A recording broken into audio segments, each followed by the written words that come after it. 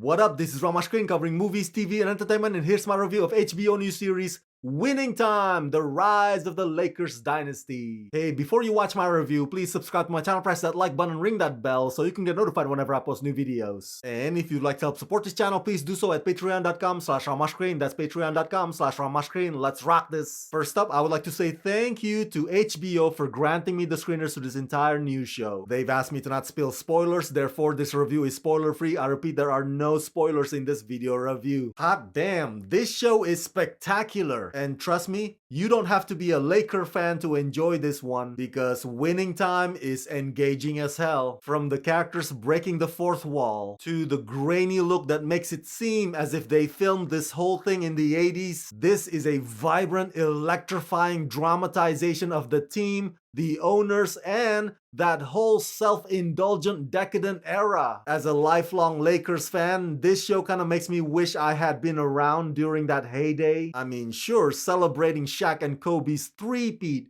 was a memory I would never trade for anything else in the world. But the 80s Lakers was on a whole other level of flash and glamour and unbridled sex-fueled joy. But this show gives you so much more than just that. It's also about the hardship, the egos, and the entrepreneurial struggle. Winning Time is funny, it's sexy, it's hypnotic, and it's unapologetically bold. Based on Jeff Pearlman's book and executive produced by Adam McKay, Winning Time, The Rise of the Lakers Dynasty is a fast break series about the professional and personal lives of the 1980s Los Angeles Lakers, one of the sport's most revered and dominant dynasties, a team that defined an era, both on and off the court.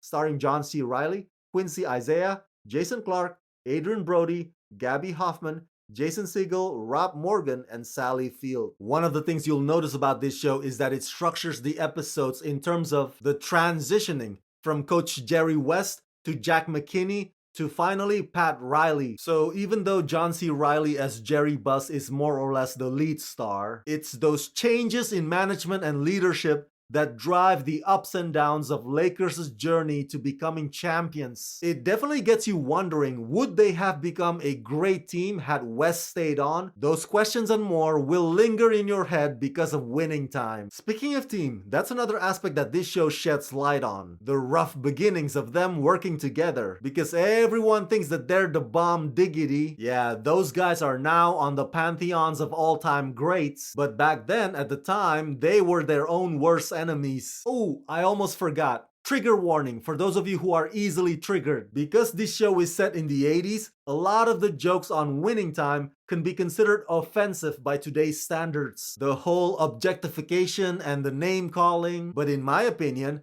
that's a testament to this show's commitment to trying to be as authentic as possible. Some audiences might take issue with it, and that's fine, but along with the Super 8 camera type grainy look that I mentioned earlier, Winning Time goes out of its way to transport you to the experiences of that era. And that includes Magic Johnson's womanizing promiscuous habit of how he pretty much bangs everything that moves. This show doesn't shy away from the not so pretty behaviors of the superstars we put on pedestals. The character development is multifaceted to say the least. As far as the performances go, I sing praises for all of them, especially John C. Reilly, who's perfectly cast as Jerry Buss. John Reilly's bombastic, playful, yet personable approach to this role is spot on and effortless. And Quincy Isaiah is both charismatic and compelling as Magic. Adrien Brody is downright remarkable at making us empathize with Pat's plight. And it's also a pleasure watching Sally Field's razor-sharp reactions. And Solomon Hughes doesn't just play Kareem Abdul-Jabbar, he becomes Kareem Abdul-Jabbar. That's how phenomenal he is. Look,